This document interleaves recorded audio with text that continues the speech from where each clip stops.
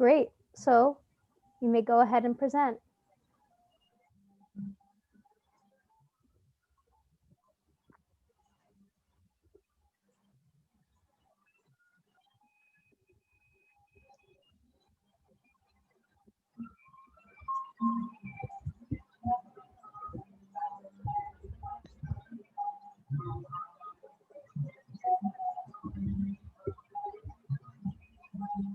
If you want, you can start. Oh, okay. Okay. You can go Fine. ahead. Thank So you.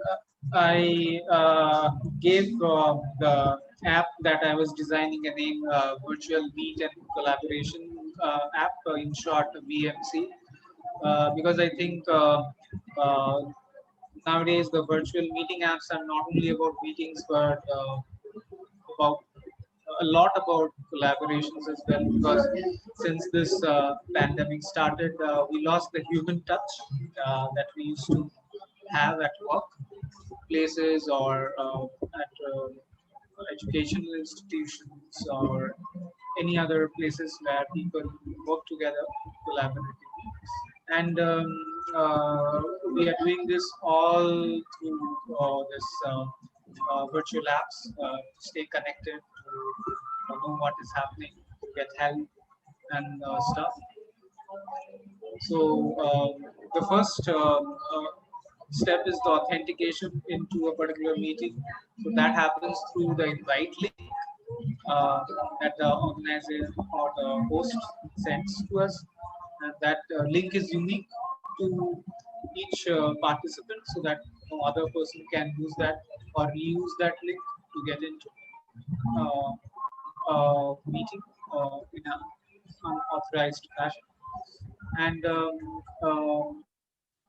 after he gets authenticated, he or she gets authenticated, then he gets into the meeting platform with all the various features that are available in the platform. So a participant will not be able to see the create meeting feature, because that is only reserved for the hosts or the organizers who are organizing this meeting. The second feature, screen sharing, the control of that screen sharing feature will lie on the host or the organizer, so that nobody can take over a meeting. And when a host gives permission, as you did to me, one can share that content.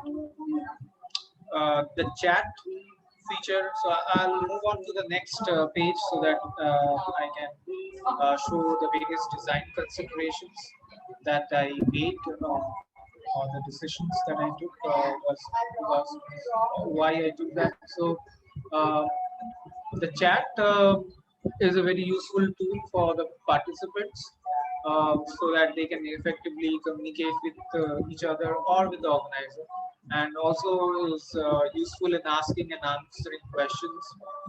And we can choose to message all members of the meeting at the same time or maybe individually. Again, this depends on the hosts, what kind of privileges had been assigned to the chat option. Following the chat option comes the virtual hand raising, because in many such meetings the chat might be totally disabled. And then the virtual hand raising feature can be used if a participant wants to stop the host for something, or maybe he wants to ask a question, and using that option will let the host know about the participant that he or she is trying to ask a question or maybe explanation. So that's a very useful tool that can be there in a app. Polls is another feature. It's mostly for the hosts to know or understand about the participants' opinion on a particular topic, and they can gather responses as well for records, which can be saved for future use after the outcome of the meeting. The mute feature is a very important feature, so that um, it does not disrupt the meeting. So by default, what I have seen is most multi-party meetings have the mute button enabled for all the participants. So they cannot unmute until the guest allows, or maybe the guest does not allow at all.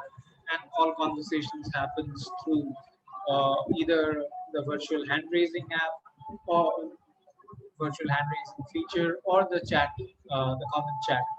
Any questions or any answers can be delivered through that chat. Um, the recording feature is also I thought was very important, so that if it's a group meeting, then that particular meeting, if it is recorded, and if somebody misses that particular meeting or couldn't attend due to some other reason, they can go and review the meeting contents or meeting audio and video once it is posted in the particular website or maybe in the cloud or something. Encryption is a very important requirement for security of the particular content that is being delivered over the meeting, so that no unauthorized person can get into meeting or maybe use man in the middle to sniff off the traffic that is going on through the meeting, or even the company who has maybe designed this application cannot join a meeting without a host's permission. And we have a privilege access feature that is ad organizer. So if a meeting has say multiple presenters or multiple hosts, then the primary host who first initiated the meeting, other than that particular host, uh, another person can be added who will have the same permissions in that meeting. So he or she can share a video or presentation, and also answer queries of participants, for example. File sharing, though this feature is not mandatory, I thought, but I still think that in some cases it might be necessary. Like for example, in a doctor consultation, to allow patient to send their test results, or the doctor to send a prescription, or any kind of medical records. I recently experienced something like that when I used online doctor session using Tata Health's website. So they had that kind of feature, so that came to my mind from there. So that was quite helpful because I got the prescription right away. The whiteboard feature is another valuable feature that is especially for educational applications or institutions or teachers to use. If somebody wants, if somebody is teaching something and wants to explain some stuff to the students using some diagrams, or like we draw on a board. Also, if the teacher has some kind of a pad or something which connects to the computer and integrates with the app to show whatever the teacher is drawing on the board or writing on the board is visible. So that's a great help, kind of moves to blackboard, whiteboard. The Connect webcam is a very important feature as well. I thought because we are meeting virtually, so the human touch is very less, so that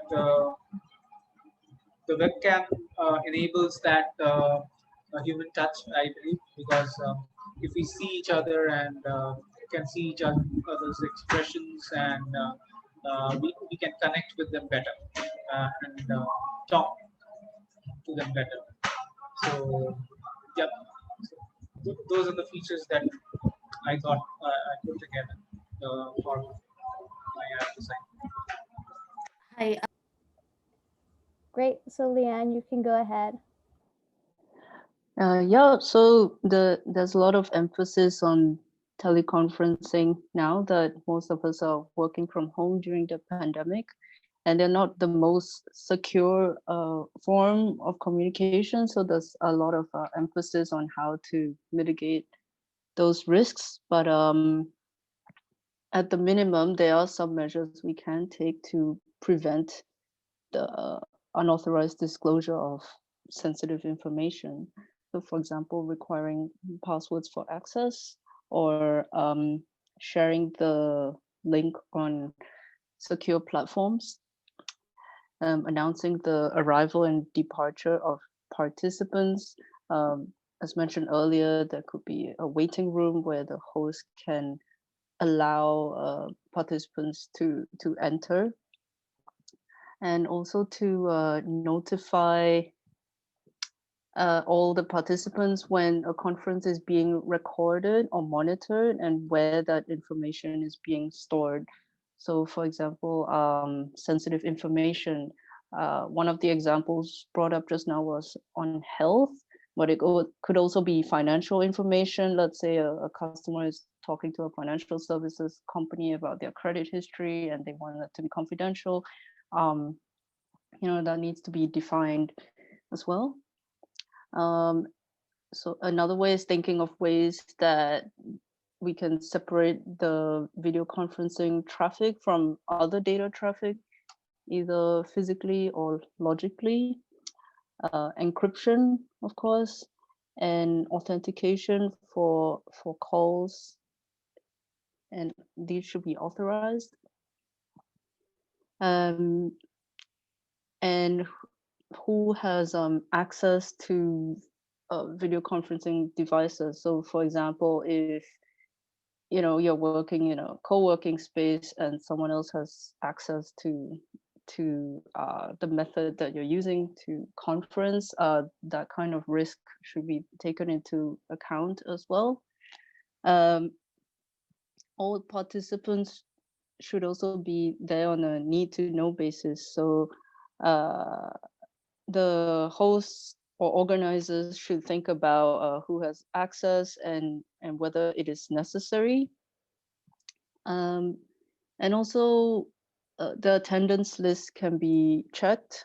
It's clear from this system how we can view the list of participants from time to time, but of course it varies on different apps, so we have to be aware of that. And also, if the information discussed is confidential, then we can go the extra step of obtaining NDA forms, non-disclosure forms, and distribute any minutes securely. Other than that, everyone who is participating should be responsible for the confidentiality of the conversation, and know that there is a particular purpose of the teleconference or communication system. So it's for a specific purpose. It's in connection, for example, with the organization's business and dealings. And it's only for permitted users, and any other use should be authorized or prohibited based on what the purpose is. Yeah, so the unauthorized disclosure of information that's discussed over the call should be considered as detrimental to clients or personnel if it's leaked. And this care should be taken when transmitting, handling, or copying or disposing the information that's recorded over voice or video. And another step could be informing the participants on how the information would be classified, and how sensitive it is, or is it even restricted? So the difference between the sensitivity of different data. Yeah, so I think that about sums up the risks that we can be aware of when mitigating our presence in teleconferencing methods and remote communication.